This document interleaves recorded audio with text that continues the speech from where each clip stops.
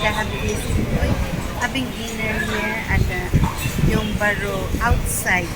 Okay, outside Yung Baro Plaza. Outside in the coffee shop. Yeah, using the voucher inside the Yung Baro Plaza like so we come up at the coffee shop. It's simple. It's simple. 24 years old Singaporean retired. Okay, we're having pork and soup, bakete, and youtiao. Okay, January 3, 2026. January 3, 2026. Again, we are having simple dinner at the coffee shop.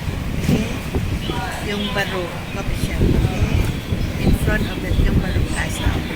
Enjoy po, Singapore.